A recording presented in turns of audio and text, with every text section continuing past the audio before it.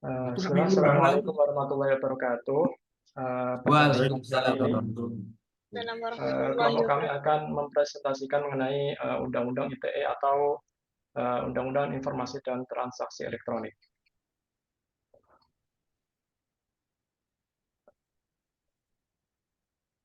Adapun anggota kelompok kami ada saya sendiri yaitu Muhammad Hilmi Nurul Raihan. Kemudian ada saya Ratmaning Tiastuti Nur Latifah.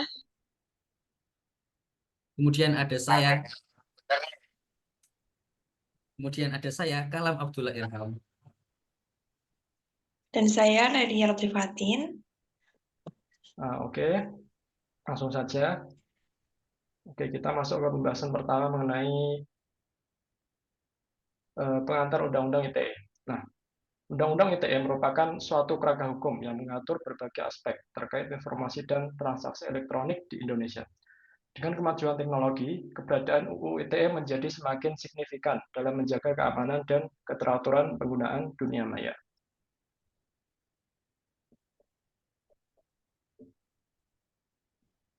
Kemudian mengenai Undang-Undang ITE tersendiri. Undang-Undang Informasi dan Transaksi Elektronik atau disingkat UU ITE adalah suatu peraturan hukum yang mengatur aspek informasi dan transaksi yang dilakukan secara elektronik. UU ITE pertama kali diundangkan melalui UU Nomor 11 Tahun 2008 dan kemudian mengalami revisi dengan UU Nomor 19 Tahun 2016. Undang-Undang ITE dibentuk karena adanya pengaruh globalisasi dan perkembangan teknologi telekomunikasi yang pesat. Perubahan ini mempengaruhi cara kita memandang dan mengelola telekomunikasi. UU ITE mengatur perlindungan berbagai kegiatan yang menggunakan internet, baik itu untuk mendapatkan informasi maupun melakukan transaksi. Oke, lanjut. Pembahasan berikutnya mengenai apa itu informasi dan transaksi elektronik. Nah, pertama, informasi elektronik yaitu berdasarkan UU ITE, informasi elektronik yaitu mencakup segala bentuk data elektronik, baik termasuk tulisan, suara, gambar, peta, rancangan, foto, suara elektronik, dan lain sebagainya. Nah, adapun transaksi elektronik merupakan suatu perbuatan hukum yang dilakukan dengan menggunakan komputer, jaringan komputer, dan atau media elektronik lainnya. Mungkin dari saya seperti itu, kemudian pembahasan selanjutnya akan dilanjutkan oleh Saudara Kalam Abdullah Irham. Oke, terima kasih atas kesempatannya, Wadah Mas Hilmi. Mari saya mulai dari jenis-jenis pelanggaran Undang-Undang ITE. Di sini ada beberapa yang dijabarkan. Di sini terdapat 7 jenis-jenis pelanggaran Undang-Undang ITE. Pertama, seperti yang tertulis dalam PPT, menyebarkan video asusila. Sudah ada di pasal 27 ayat 1. Orang yang dengan sengaja dan tanpa hak menyebarkan video atau informasi yang melanggar kesusilaan dapat dikenai sanksi pidana penjara paling lama 6 tahun dan atau denda paling banyak 1 miliar.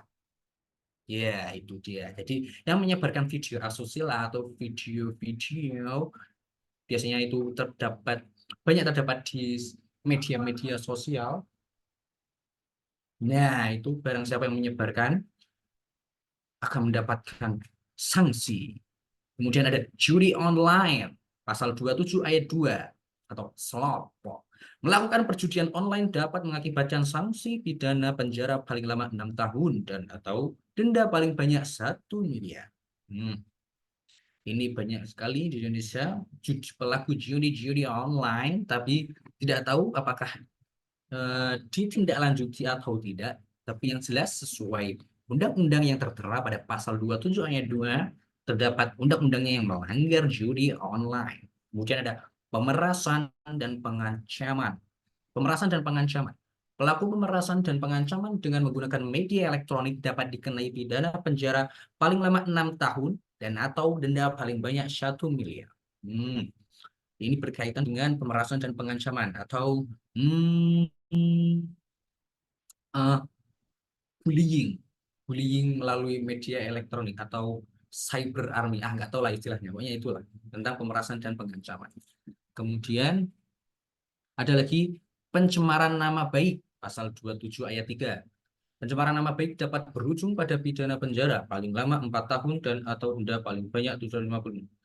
Jadi ini mungkin berkaitan dengan hoaks yang tersebar di beberapa platform media sosial yang mungkin pelaku tersebut tidak merasa melakukan hal tersebut.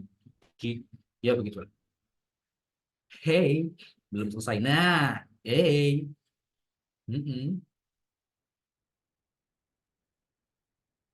Oke. Kemudian ada 3 lagi. Ujaran kebencian, pasal 28 ayat 2. Menyebarluaskan informasi dengan tujuan menimbulkan rasa kebencian berdasarkan sara dapat dikenai pidana penjara paling lama 6 tahun atau denda paling banyak 1 miliar. Nah, ujaran kebencian atau yang biasa kita sebut dengan mungkin bullying, nggak tahu lah, nggak tahu istilahnya, tentang ujaran kebencian melewati media sosial atau hal-hal yang berkaitan dengan elektronik dan digital literasi. Berita bohong, pasal 28 ayat 1. Menyebarkan berita bohong dapat merugikan konsumen, dapat mengakibatkan pidana penjara paling lama 6 tahun, dan atau denda paling banyak 1 miliar. Nah, ini berita bohong atau yang biasa kita kenal dengan hoax itu ya, tahu kita ya. Nah, itu sebenarnya akan dapat menimbulkan dan merugikan konsumen. Dan akan dikenai sanksi pada siapa yang menyebarkan berita bohong. Tapi yang jadi masalah adalah kita tidak bisa membedakan mana sekarang berita yang bohong dan mana berita yang benar. Itu dia. Jadi itu urusannya yang membuat pasal ya. Kita hanya membaca saja. Ada teror online. Pasal 29. Mengirimkan ancaman kekerasan atau menakut-nakuti melalui media elektronik dapat berujung pada pidana penjara paling lama 4 tahun dan atau denda paling banyak 750 juta. Teror online. Ternyata teror bukan hanya lewat fisik saja atau yang kita sebut dengan kelitih atau dengan penjambretan teror. Ternyata teror juga bisa melalui media sosial atau yang berkaitan dengan elektronik. Yang menyerang berkaitan dengan mental health, apalagi sekarang isu-isu mental health sangat diangkat. Sedikit-sedikit teror, dikit-dikit teror, dikit-dikit mental health, teror. Ya tidak mesti sih, tapi ya itulah yang berkaitan dengan kejiwaan suatu individu yang diserang oleh individu lain. Itu. Lanjut.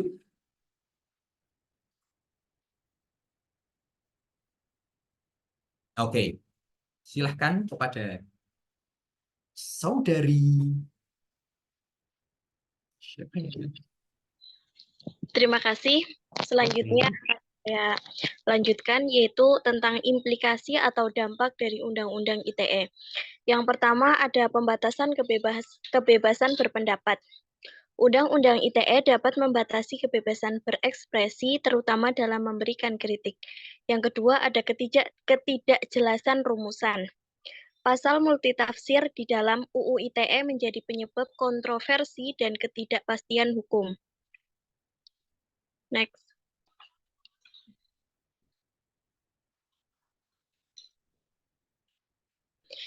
Yang ketiga yaitu penyalahgunaan untuk balas dendam.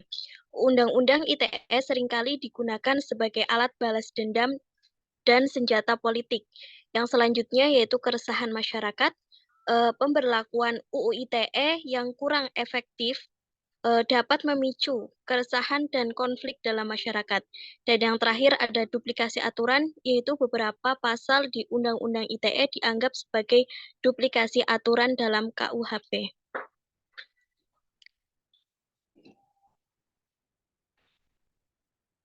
Selanjutnya akan dijelaskan oleh Saudari Laiglia. Baik, terima kasih atas kesempatannya. Di sini saya akan memaparkan contoh kasus dari pelanggaran Undang-Undang ITE.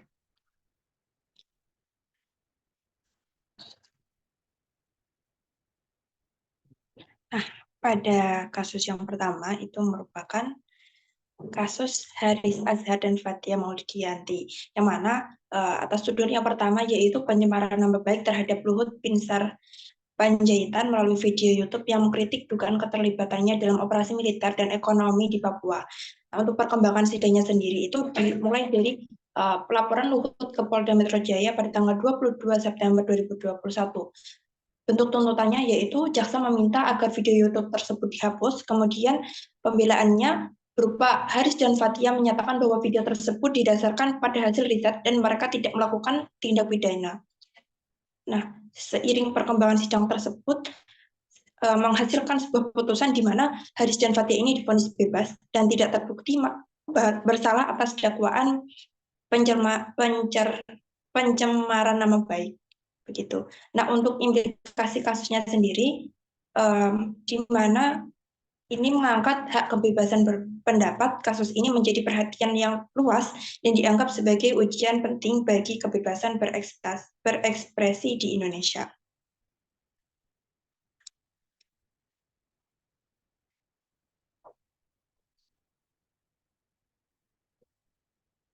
Selanjutnya, kasus Adam Denny melanggar Undang-Undang ITE, yang mana Adam Denny ini merupakan seorang penggiat sosial media dan korbannya itu adalah Ahmad Zahroni, yang dia itu merupakan anggota Komisi 3 DPR fraksi Partai Nasdem.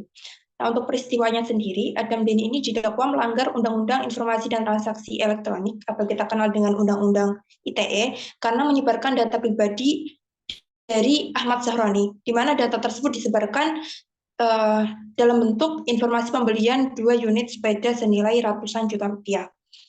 Untuk proses hukumnya sendiri yaitu Pengadilan Negeri Jakarta Utara, terus juga Adam Denny ini dijatuhi hukuman selama 4 tahun penjara dan denda 1 miliar dengan subsidiar kurungan 5 bulan jika denda tidak dibayar. Vonis ini lebih ringan dari tuntutan jaksa penuntut umum atau JPU yang meminta 6 tahun penjara. Nah, untuk implikasi kasusnya itu ada 3. Yang pertama, preseden hukum kasus ini memperkuat penerapan Undang-Undang ITE dalam menindak penyebaran data pribadi tanpa izin, menunjukkan bahwa pelanggaran privasi dapat berakibat serius. Yang kedua, debat publik, yang mana kasus ini menimbulkan perdebatan tentang batasan kebebasan berpendapat dan penyebaran informasi di media sosial, serta potensi penyalahgunaan Undang-Undang ITE untuk membungkam kritik.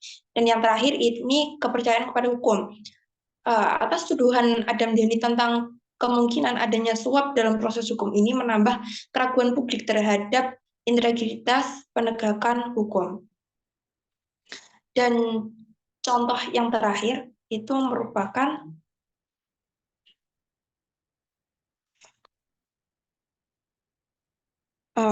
kasus polisi menjemput sopir Pajero viral plat palsu penyebar video dijerat Undang-Undang ITE. Kasus ini dimasukkan pada Undang-Undang ITE pasal 27 ayat 1 dan juga pasal 28 ayat 2 Undang-Undang ITE.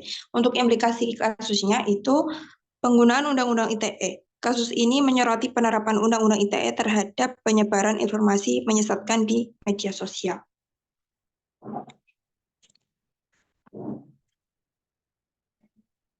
Oke, adapun kesimpulan dari presentasi kami yaitu,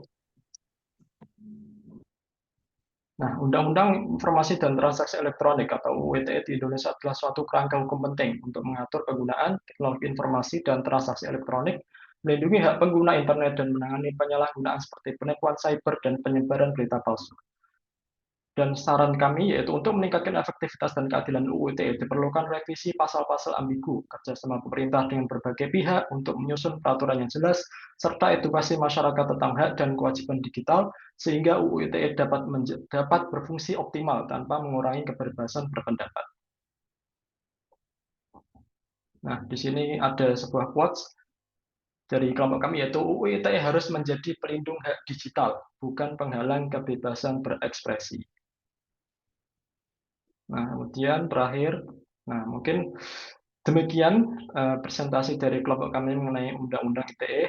Apabila terdapat kesalahan maupun kekurangan, kami mohon maaf sebesar-besarnya. Saya sebagai moderator mewakili teman-teman, ada Mas Kalam, ada Mbak Lailia, ada Mbak Ratma. Pamit undur diri. Demikian. Wassalamualaikum warahmatullahi wabarakatuh. Waalaikumsalam warahmatullahi wabarakatuh.